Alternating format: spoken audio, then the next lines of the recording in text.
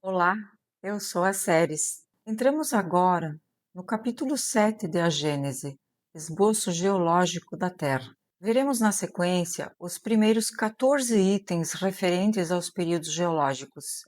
Não encontraremos nesse capítulo as palavras dos espíritos, mas as de Kardec, e segundo nota do editor na edição original, o objetivo do codificador era enriquecer o conhecimento de seu leitor contemporâneo para a transição entre a crença religiosa e a ciência emergente.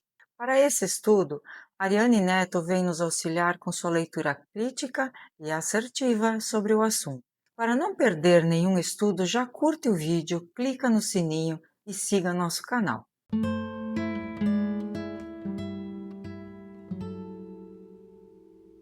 No item 1, Kardec afirma que a Terra traz em si os traços evidentes de sua formação e que o estudo desses terrenos constitui a geologia, ciência baseada na observação dos fatos e não na imaginação. A história da formação do globo estaria registrada nas camadas geológicas, permitindo sua leitura de forma mais segura do que por sistemas teóricos.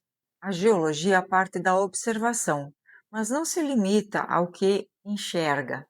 Ela formula hipóteses e atesta por múltiplas evidências. A ideia de que a história da Terra está registrada nas camadas rochosas é um princípio fundamental da estratigrafia, que analisa como essas camadas se formaram, em que ordem e qual a sua idade, funcionando como um livro que conta a história da Terra. A valorização da observação como base do conhecimento também está correta. A geologia não apenas observa, ela interpreta, modela e valida hipóteses com múltiplos métodos, como datação radiométrica e geofísica. A leitura das camadas hoje é quantitativa e muito mais precisa do que no século XIX. No item 2, Kardec descreve a estratificação como a disposição de camadas superpostas observáveis em escavações naturais ou artificiais, como poços, pedreiras e minas. A descrição da estratificação e sua observação em cortes geológicos permanece válida. Hoje, além da observação direta, utilizam-se métodos indiretos, como sísmica, que permite analisar estruturas profundas, ampliando significativamente o alcance da investigação. Kardec afirma no item 3 que as camadas são homogêneas, formadas por substâncias semelhantes, depositadas sucessivamente e sem mistura entre si. O princípio da deposição sucessiva das camadas está correto. A ideia de camadas homogêneas e bem separadas é simplificada e parcialmente incorreta. Na realidade, há variações internas, transições graduais e mudanças laterais, as chamadas fáscies, o que mostra que o registro geológico é mais contínuo e complexo. Kardec distingue no item 4 rochas formadas pelo fogo, ou matéria fundida, e pela água, ou sedimentos depositados.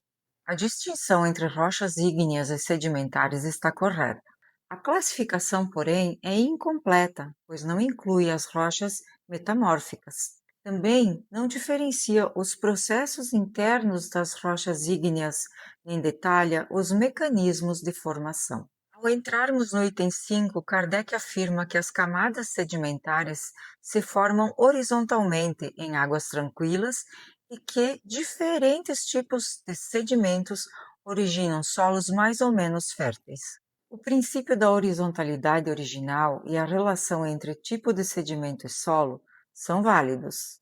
A associação com águas tranquilas não é geral. Sedimentos também se formam em ambientes dinâmicos e muitas estruturas já se originam inclinadas. Trata-se de uma simplificação que pode levar a interpretações incorretas.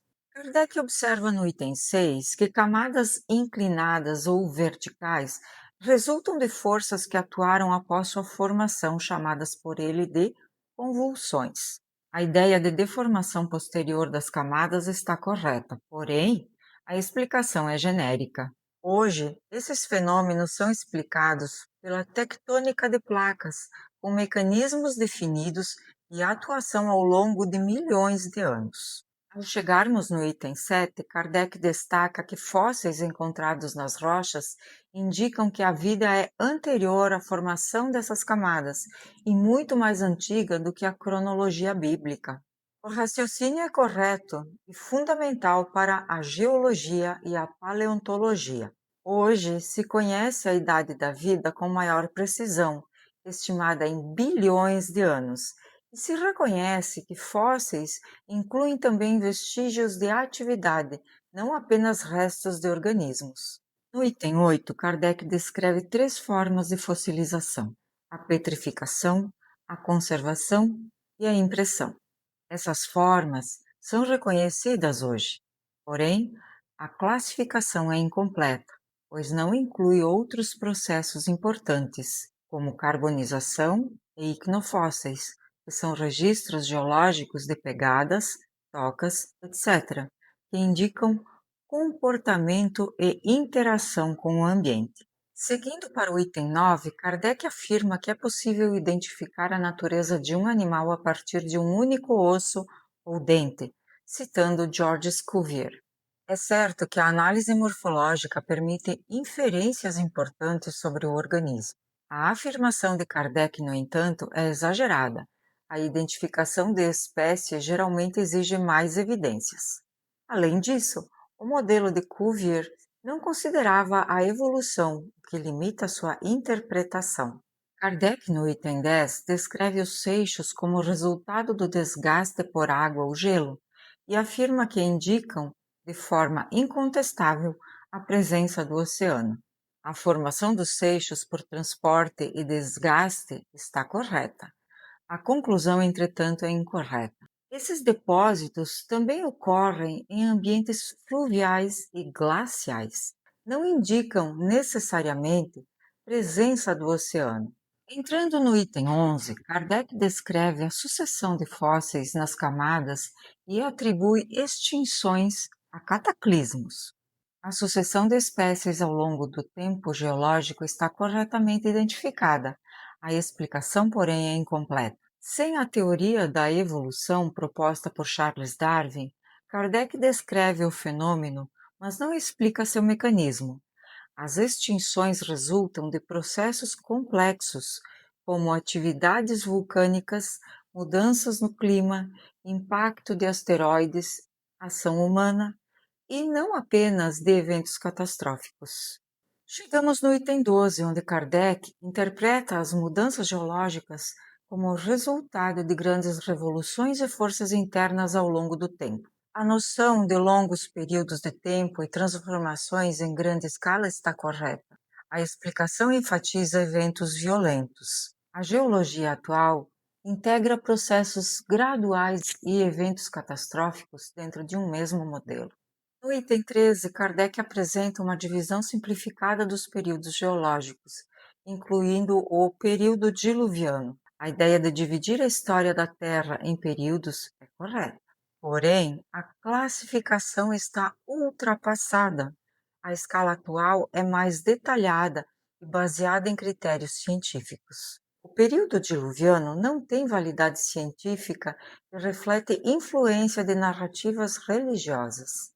No último item, Kardec afirma que a divisão dos períodos não é absoluta e pode ser subdividida. Esse é um acerto metodológico importante. A ciência trabalha com classificações provisórias e refináveis. A ciência atual é muito mais complexa, com centenas de subdivisões formais. A análise mostra que Kardec adota corretamente o método baseado na observação e contribui para afastar explicações puramente especulativas. Por outro lado, suas interpretações refletem o conhecimento limitado de sua época, simplificam fenômenos complexos, carecem de mecanismos explicativos e, em alguns casos, levam a conclusões incorretas. Assim, embora o método esteja alinhado com a ciência, suas explicações foram posteriormente ampliadas, corrigidas em diversos pontos pelo avanço da geologia.